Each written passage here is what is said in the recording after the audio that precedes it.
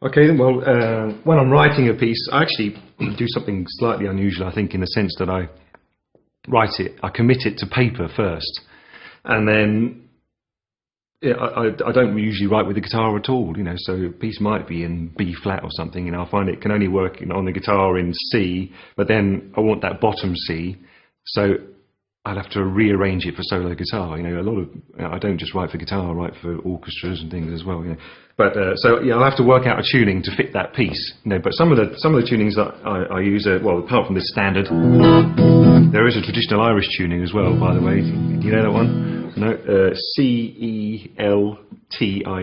You know that one? What else is there? There's a G-A-E-L-I-C and all sorts. But anyway, in Ireland they use ones called well, there's Dadgad, of course, you know, which is just, you know, it's just D-A-D-G-A-D. Something like.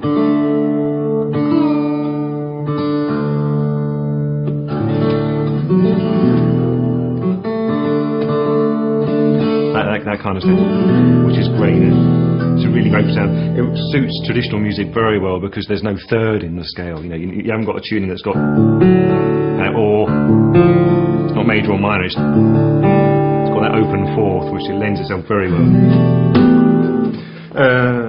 So I know. Let me see if I can show you something.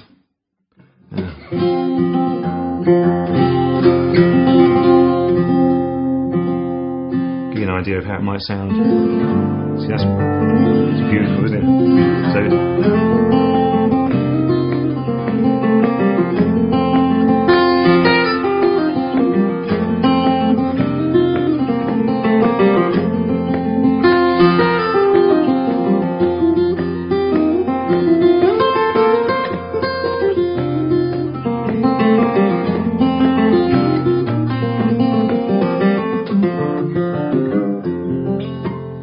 that kind of thing, which is beautiful, isn't it? You know. So this is a C in the bottom there, a G, and another C. So C, G, C, a G, C, and a D on the top. And then you might be able to, if you want to create something like, you know, you've got like a middle part there. You know, this is ideas I think about, and then you might want a bass line that can only work there. You know, so I'm in C, so it's like an A minor sound here. You know, but I want that where all those strings ring through, and you've got the bass as well. The only way I could find is to put it into this tuning. So I've got A minor here, and I've got that sound right there too with the 9th fret. So you know, you've got. And then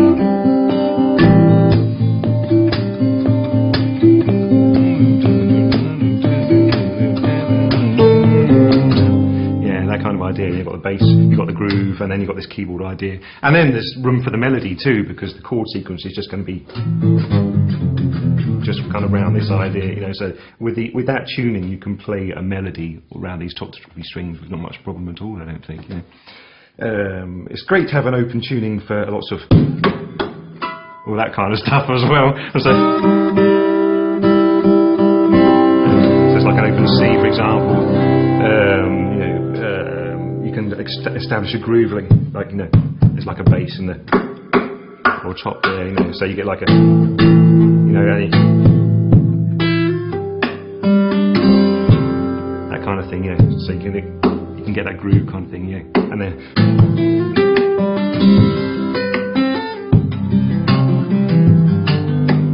you know, so sometimes you have to put it into a particular tuning just so you can actually get the melody to sound, you know. Otherwise it's just too hard, you know. Okay, well, I use the loop station sometimes in shows. I don't overuse it actually. I did have just one piece called Chardas that I do use from time to time actually, and there's another one. There's a new piece called Oregon, which is a very laid-back piece. You know, essentially, I'm on my own. I just want to create a different sound stage, so that's all I use it for. And you hear, I've heard it in the past where people might play like a 4-bar sequence, and then just noodle over the top for however long you like, you know. And it's also great because you can just put the guitar down and nip to the loo as well and come back, it's still playing and everything. Anyway, well, if you wanted to do that, for example, I mean, on this loop station here, there's just a stop and a go pedal, right? So if I just kind of hit start, which is like a record button, you play something like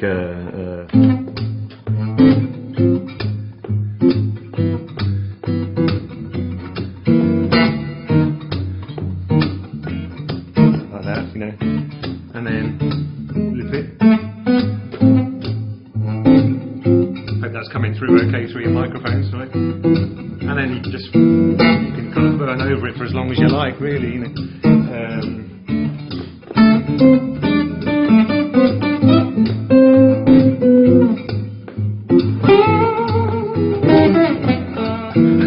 You know, you can go on for ages like that, yeah, which is fine, you know.